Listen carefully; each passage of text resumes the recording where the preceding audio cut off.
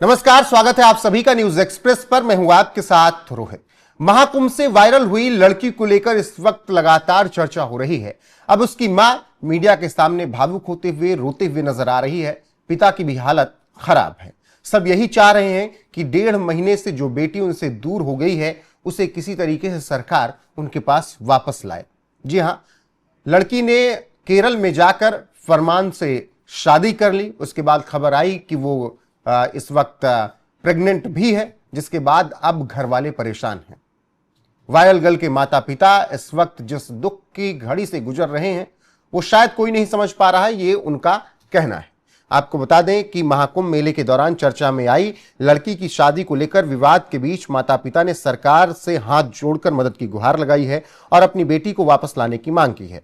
उन्होंने आरोप लगाया कि हमारी बेटी को बहला फुसलाकर फिल्म बनाने के लिए ले गए थे, वहीं पर शादी कर ली गई और ऐसे में हमारे साथ छल किया गया। इसके अलावा वकील प्रथम दुबे ने कहा कि राष्ट्रीय अनुसूचित जनजाति आयोग से हमने शिकायत की थी, जबरदस्ती उसको लेकर केरल गए और फिर शादी करवाई, जबकि वो नाबालिग है।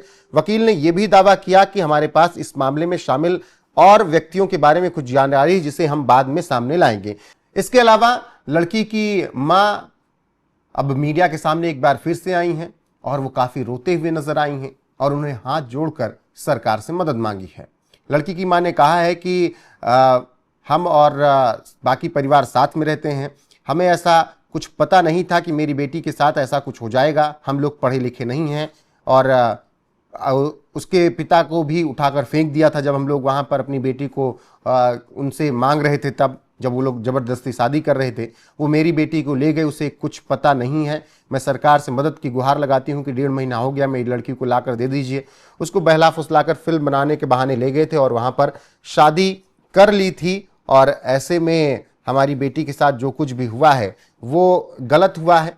और क्या कुछ कहा है लड़की की माँ ने, भावुक होते हुए किस तरीके से वो मीडिया के सामने रो रही हैं, वो सुनिए। साथ में पापा रहते थे, उनको हमको कुछ ऐसा पता नहीं था कि मेरी लड़की पे ऐसा कायदा हो जाएगा। हम पढ़े लिखे नहीं है, मेरी लड़की पे ऐसा कायदा हो जाएगा। पापा को फेंक दिया और वो लोग उठा के लेके चले गए मेरी लड़की को। उसको कुछ भी नहीं आता है।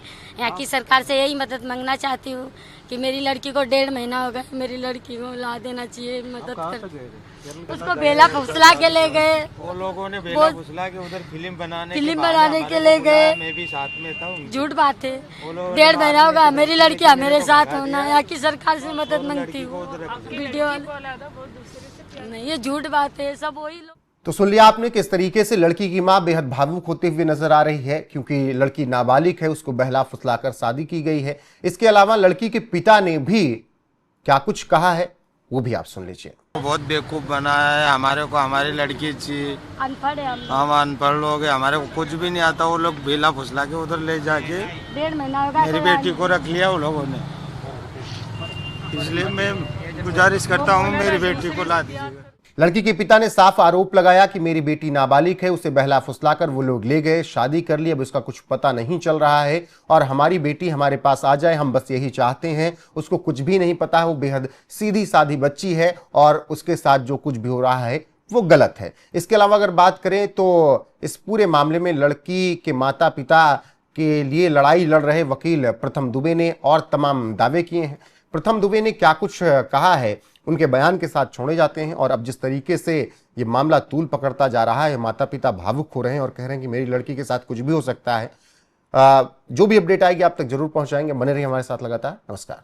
That is the contention made by the Kerala DGP that we are not aware of the fact that she is minor. So, but the investigation report of the commission, it is in the mention that I will show you the birth certificate of the girl, which was issued by the Maheshwar Municipal Corporation, in which they have cancelled all the previous document of the girl, and the current birth certificate is prevailing. You just tell me one thing.